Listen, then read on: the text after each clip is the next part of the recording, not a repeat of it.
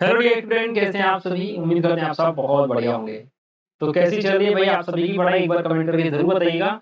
और फर्स्ट वाला लेक्चर आपने संबंध एवं फलन का देखा या नहीं, ये भी मुझे जरूर बताएं। मेरा सजेशन आपको रहेगा संबंध एवं फलन का फर्स्ट वाला लेक्चर जरूर देखिएगा, क्योंकि आज हमारा सेकंड लेक्चर होने वाला है। और अगर फर्स्ट लेक्चर आपने नहीं देखा तो सेकंड लेक्चर देखने का कोई मतलब नहीं है, क्वेश्चन आपको समझ में नहीं आएंगे। और अगर फर्स्ट लेक्चर आपने ध्यान से देखा है तो फिर क्वेश्चन बिल्कुल आपको समझ में आएंगे, कोई भी डाउट्स आपको नहीं रहेगा। क्योंकि भाई फर्स्ट लेक्चर में हमने पूरा बेसिक पढ़ा है बेटा, और without basic chapter number first के क्वेश्चन लगाना बिल्कुल इम्पॉसिबल है। ठीक है, तो बेसिक जरूर पढ़ ले। फर्स्ट वीडियो का लिंक भी इसी वीडियो के डिस्क्रिप्शन में आपको मिल जाएगा। देखिए, फर्स्ट वीडियो में मैंने आपको बेसिक के साथ साथ क्वेश्चन नंबर फर्स्ट जो कि आप देख रहे हैं ये कंप्लीट करवा दिया था। तो ये क्वेश्चन भी आप फर्स्ट पार्ट में ही देख सकते हैं। आज हम करेंगे क्वेश्चन नंबर सेकंड से स्टार्ट। क्वेश्चन नंबर सेकंड आपसे क्या बोल रहा है, प्राकृत संख्याओं के समुच्चय n में r x, y such that y equal x plus 5 तथा x लेस देन 4 द्वारा परिभाषित संबंध R। अब ये R जो है स्वतुल्य है, सममित है या संक्रामक, ये हमको बताना है। यहाँ पे आप देखें n बराबर क्या होता है, प्राकृत संख्याओं का समुच्चय, यानी 1 2 3, और इस प्रकार से आप डॉट डॉट लगा के लिख सकते हैं। ठीक है, R आपसे क्या बोल रहा है, R आपसे बोल रहा है कि x, y समुच्चय संबंध R में दो अवयव हैं, और x और y में जो संबंध है वो क्या दिया है कि भाई y का मान x प्लस 5 के बराबर है। और एक और मजेदार बात इन्होंने बोली कि x का मान आपको 4 से छोटा रखना है, 4 से बड़ा x का मान आप नहीं रख सकते। ठीक है, तो यहां देखना आप x आपको दिया है R आपको दिया है x, y such that y equal x plus 5 तथा x लेस देन 4, इतनी चीज हमको दी गई है। अभी ये जो R आप देख रहे हैं ये आपका सेट बिल्डर फॉर्म में है। सेट बिल्डर फॉर्म कुछ याद आया 11th का, जो कि मैंने आपको पढ़ा दिया है फर्स्ट पार्ट में। तो सेट बिल्डर फॉर्म से पहले हमें इसको रोस्टर फॉर्म में बदलना पड़ेगा, तब जाके आप इसको संबंध में बता सकते हैं कि भाई इसमें स्वतुल्य, सममित है या फिर संक्रामक, या तीनों ही नहीं, या फिर तीनों ही है। तो रोस्टर फॉर्म में कैसे बदलेंगे, देखो भाई आपको दिया है y बराबर x प्लस 5, तो यहां से आप देखना x बराबर आप क्या रख सकते हैं, 1 रख सकते हैं, x का मान 2 रख सकते हैं, x का मान 3 रख सकते हैं, क्योंकि उसने कहा x का मान 3 से ज्यादा नहीं रखना। ठीक है, तो आपने वही x का मान 1 रखा, x बराबर 1 रखा, तो y बराबर कितना आ गया, 6 आ गया, क्योंकि यहाँ 1 रखोगे 6 हो जाएगा। फिर आप x की जगह अगर 2 रखोगे तो y का मान 7 हो जाएगा। x बराबर अगर आप 3 रखोगे तो y का मान कितना हो जाएगा, 8 आ जाएगा। बात समझे। तो यहाँ पे आप देखना ये x, y है, x की जगह आपने 1 रखा, y का मान 6 आया। दूसरी बार में आपने x का मान 2 रखा, y का मान क्या आ गया, 7 आ गया। तीसरी बार में आपने x का मान 3 रखा, तो y का मान आया 8। इसके अलावा x का मान आपने रखा नहीं, तो संबंध R जो बना वो 1,6 2,7 3,8 बन गया। अब हमें ये चेक करना है ये स्वतुल्य, सममित है या फिर संक्रामक है। बहुत सिंपल है, सबसे पहले हम क्या देखेंगे, स्वतुल्य। भाई अब स्वतुल्य की कंडीशन फटाफट से बताओ क्या होता है। स्वतुल्य की जो कंडीशन होती है वो ये होती है कि यदि a, यदि लगाना पहले, यदि a belongs to R for all a belongs to capital A। Capital A का मतलब यहाँ पर n है, चाहे तो आप n लिख देना वहां या फिर a लिख देना, कोई फर्क नहीं पड़ता। ठीक है, यदि a x belongs to R for all a belongs to A, इसका मतलब ये हुआ कि अगर a संबंध R में है, साथ ही साथ a समुच्चय A में होना चाहिए, तो ये स्वतुल्य होगा, अदरवाइज नहीं होगा। अब यहाँ पे आप देखो, क्या आपको 1,1 संबंध R में मिल रहा है क्या, या 2,2 संबंध R में मिल रहा है, 3,3 संबंध R में मिल रहा है क्या, नहीं मिल रहा। तो हम लिख देंगे भाई 1,1 2,2 डॉट डॉट लगा देंगे, does not belong to R, और यहां लिख देंगे फॉर ऑल 1,2,3, ये सारे ही हमें समुच्चय A में मिल रहे हैं। देखो भाई समुच्चय A या फिर आप समुच्चय N जिसको कहते हैं, इसमें 1 भी मिल रहा है, 2 भी मिल रहा है, 3 भी मिल रहा है, 4 भी मिल रहा है, लेकिन हमें 1 1 2 2 3 3 4 4 ये सारी चीजें हमें समुच्चय R या फिर हम कहें संबंध R में कहीं भी नहीं मिल रही हैं। अगर मिल जाती तो स्वतुल्य होती, अतः हम कह सकते हैं यह स्वतुल्य नहीं है। तो हम लिखेंगे अतः संबंध आर स्वतुल्य संबंध नहीं है, स्वतुल्य संबंध नहीं है। क्लियर भाई। दूसरा देखो फटाफट से, दूसरा हम चेक करते हैं सम्मित संबंध। दूसरा क्या चेक करते हैं बच्चों? सम्मित संबंध। देखिएगा सम्मित संबंध। अब सम्मित संबंध की कंडीशन क्या होती है? सम्मित संबंध आपसे बोलता है कि यदि a comma b, a comma b की जगह आप x कोमा y भी लिख सकते हैं बेटा, ठीक है। यदि a comma b belongs to r है तो हमें देखना पड़ता है भाई v कोमा a भी r में है क्या।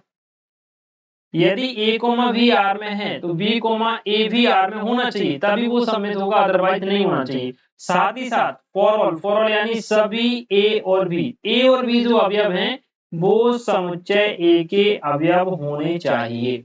उदाहरण के लिए जैसे आप देखो समुच्चय A में आपको 1,6 तो मिल रहा है, यानी A, B तो मिल रहा है क्या, B, A मिल रहा है। B, A का मतलब 6,1 कहीं मिल रहा है क्या? देखो भाई 6,1 इस संबंध R में मिल रहा है क्या? नहीं मिल रहा। तो आप लिखेंगे 1,6 बिलोंग टू R, वट यानी लेकिन 6,1 does not belong to R for all, जबकि हमें 1 और 6 ये दोनों ही समुच्चय N या समुच्चय E में मिल रहे हैं। देखो 1 2 3 4 भी आएगा, 5 भी आएगा, 6 भी आएगा, 7 भी आएगा, अनंत तक आएंगे। तो ये सारी चीजें तो A में तो मिल रही हैं, N में तो मिल रही हैं, लेकिन भाई 1 6 R में मिल गया, 6 1 R में नहीं मिला, अतः हम कह सकते हैं ये सम्मित संबंध नहीं है। तो हम लिखेंगे अतः R सम्मित नहीं है भाई। बात समझे बच्चों? फटाफट से लिखो कमेंट में, सम्मित नहीं है। हाँ जी, अगर क्लियर हुआ तो फटाफट से मुझे कमेंट में आंसर करो। समझ में आया तो भाई लाइक भी करो, दोस्तों को शेयर भी करो, ठीक है। अब हमें तीसरा संबंध देखना है, ये संक्रामक है या नहीं, जो कि सबसे इंपॉर्टेंट है। देखना बेटा, थर्ड वाला हम क्या चेक करेंगे? संक्रामक के लिए, संक्रामक के लिए लिख दो या संक्रामक अकेला लिख दो तो भी चलेगा। अब संक्रामक की कंडीशन होती है कि भाई यदि a कोमा b, a और b दो अवयव R में हैं तथा b कोमा c भी R में है, तो हम ये देखते हैं देखो यदि a कोमा b R में आपको मिला, v कोमा c आपको R में मिला, तो फिर ये b से भी कैंसिल हो जाता है। हम देखते हैं भाई a कोमा c भी R में है क्या। तो हम क्या देखते हैं, तो a कोमा c अगर R में मिल जाए, फॉर ऑल जो a b c हैं वो समुच्चय A के अवयव होने चाहिए। ये कंडीशन अगर आपको मिल जाए संबंध R में तो वो संक्रामक होगा, अदरवाइज नहीं होगा। दूसरी महत्वपूर्ण चीज यहाँ पर ये याद रखना है आपको कि भाई यदि A का संबंध B से है और B का संबंध C से है, तभी आपको ढूंढना है कि भाई A का संबंध A से C से है या नहीं। दोबारा सुनो, यदि A और B संबंधित हैं, B और C संबंधित हैं, तभी आपको ये ढूंढना है क्या A और C भी R में है, अन्यथा उसको आप संक्रामक ही मानेंगे। फॉर एग्जाम्पल जैसे किसी संबंध R में मान लीजिए, मैं दो यहाँ पे लिख देता हूँ, 1,2 लिख दिया मैंने, 2,3 लिख दिया और 3,4 लिख दिया, ऐसे लिख दिया एक। और दूसरा R मैंने लिख दिया कि भाई 1 2 3 4 5 6। अब देखो भाई A कोमा B तो R में मिल गया, B कोमा C भी मिल गया, मतलब A हो गया 1, B हो गया 2, अब B क्या हो गया 2, C क्या हो गया 3। अगर A B R में है, B C R में है, तब हम देखेंगे क्या 1 और 3 यानी A और C भी R में है, ठीक है। तब हमें देखना पड़ेगा A कोमा C भी R में है, नहीं तो वो संक्रामक नहीं होगा। दूसरी सबसे इंपॉर्टेंट चीज मैं ये बोल रहा हूं कि यदि 1,2 R में है, फिर हम देखेंगे क्या 2 का संबंध किसी और से है क्या। देखो 1 का संबंध तो 2 से हो गया, अब 2 का संबंध कहीं दिख रहा है किसी से? नहीं दिख रहा। तो फिर ऐसी स्थिति में आपको इसको संक्रामक संबंध मान के चलना है। ये बहुत महत्वपूर्ण बात है, बात समझे। अब हम क्वेश्चन को सॉल्व करते हैं, देखिएगा। क्वेश्चन सॉल्व करेंगे तो आपको और भी क्लियरिटी आ जाएगी। थोड़ा सा पेशेंस रखिए बस। देखिए भाई,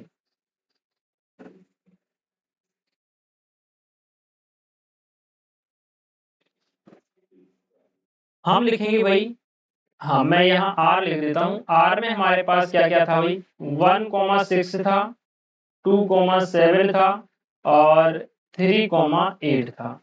तो हम लिखेंगे 1,6 बिलोंग टू आर।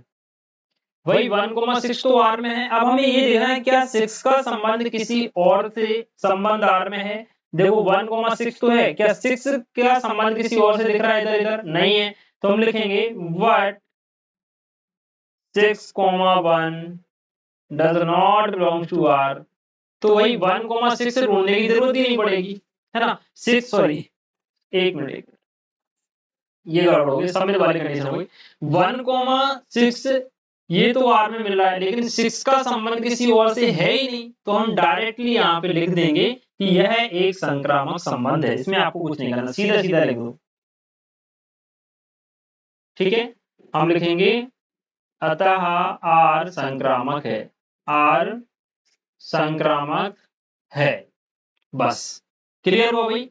अगर 1,6 है, 6 का किसी और से होता, मान लो 6 का 2 से होता, तो फिर हम 1,2 देखते, लेकिन हमें तो 6,2 भी नहीं मिल रहा ना, तो ये संक्रामक ही है। अगर 6,2 मिल जाता तो हमें चेक करना पड़ता संक्रामक है या नहीं। बात समझे? चलो, ये क्वेश्चन नंबर सेकंड आपका क्लियर होता है। क्वेश्चन नंबर थर्ड देखिएगा, समुच्चय ए बराबर 1 2 3 4 5 6 में आर बराबर दिया है x, y such that y भाज्य है x से द्वारा परिभाषित संबंध आर। कितनी अच्छी बात कही है। कंडीशन ने ये दे दी कि y जो है वो x से विभाजित है। इस स्थिति में आपको बताना है कि ये जो संबंध r है ये स्वतुल्य है, सममित है या फिर संक्रामक है। चलिए देखते हैं भाई। आपको जो सेट दिया है वो दिया है 1 2 3 4 5 6। आर आपको सेट बिल्डर फॉर्म में है x, y such that y भाज्य है x से। ठीक है, अब सुनिए r में क्या आएगा बेटा, x की जगह ऐसा मान रखो जो y को भाजित कर दे। अगर आपने r में 1 रखा तो y का मान 1 रख सकते हैं क्या? बिल्कुल रख सकते हैं, 1,1 रख सकते हैं। क्यों रख सकते हैं? क्योंकि 1 1 से कट जाता है। आप 1,2 भी रख सकते हैं। क्यों रख सकते हैं? क्योंकि x क्या है 1, y क्या है 2 और 2 y से 1 से विभाजित हो जाता है। आप 1 3 भी रखेंगे, 1 4 भी रखेंगे, 1 5 भी रखेंगे और 1 6 भी रखेंगे। क्योंकि देखो यहाँ पर जितने भी y के मान है दूसरे वाले वो सारे 1 से डिवाइड हैं। फिर आप और क्या रख सकते हैं भाई, आप रख सकते हैं 2,1 नहीं रख सकते, क्योंकि यहाँ पर x का मान 2 है, y का मान 1 है और 1 2 से विभाज्य नहीं है, तो ये आप नहीं रखेंगे।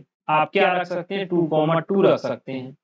आप 2,4 रख सकते हैं, क्योंकि देखो 2 2 से कट जाता है, 2 से 4 कट जाता है। और आप 2,6 भी रख सकते हैं बच्चों। फिर आप क्या रखेंगे, 3,3 रखेंगे और 3,6 रखेंगे। फिर आप रखेंगे 4,4 एंड फिर आप रखेंगे 4,4 आपने रखा। फिर आप रखेंगे, अरे एक मिनट, फिर आप रखेंगे बच्चों 5,5 एंड लास्ट में आप रखेंगे 6,6।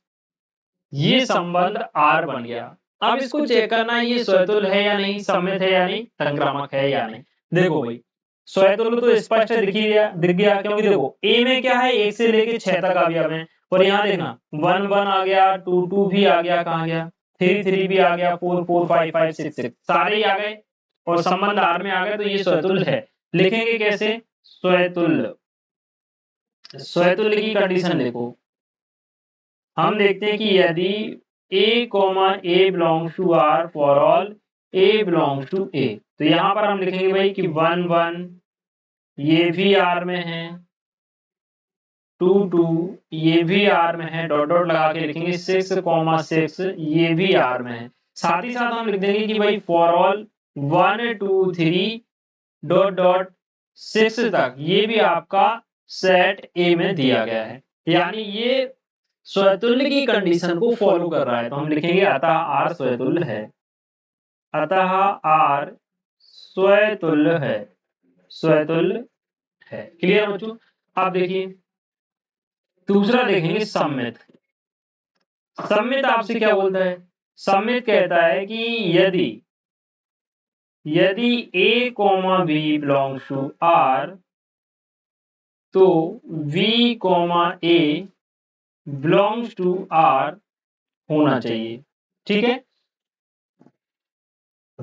चलिए V, A belongs to R for all A, V belongs to A, ये आपको होना चाहिए। और यहाँ पर ध्यान देना, यहाँ ब्रैकेट कभी मत लगाना बेटा, ब्रैकेट लगाएंगे तो कृमित युग्म बन जाएगा, जबकि ये चीज तो है अवयव और ये चीज है कृमित युग्म। जो कोष्टक के छोटे वाले कोष्टक के अंदर लिखे रहते हैं वो कृमित युग्म होते हैं, और जो बिना कोष्टक के लिखे रहते हैं, जैसे यहाँ पर देखो इनके बीच में कोई कोष्टक नहीं है, तो ये अवयव है, लेकिन यहाँ सब कोष्टक में आ रहा है, मतलब ये कृमित युग्म है। कृमित युग्म के अंदर जो होते हैं वो अवयव कहलाते हैं। ठीक है, चलिए सुने आगे। ये हो गई सम्मित की कंडीशन। अब हम देखते हैं संबंध आर में। आप देखो संबंध आर में 1 1 2 2 3 3 ये तो हमें चेक ही नहीं करना, हमें चेक करना है 1 2 मिल गया, 1 2 मिल गया। क्या 2 1 संबंध आर में कहीं भी दिख रहा है क्या? नहीं दिख रहा। तो हम बस एक ही उदाहरण ले लेते हैं, हम लिखेंगे 1 2 belongs to R but 2 1 does not belong to R। For all 1 2 फिर से कोष्टक लगा दिया, for all 1 2 belong to A, तो हम लिखेंगे अतः R सम्मित नहीं है। बात समझे कि नहीं मुझे बताओ फटाफट से, सम्मित नहीं है। क्लियर भाई, बात समझे? चलिए ये हो गया आपका सम्मित। तीसरा हमें देखना है संक्रामक। तो संक्रामक की व्यवस्था बनाने के लिए हम अगले में चलते हैं, अगले पेज पर चलते हैं। देखो यहाँ लिखेंगे संक्रामक।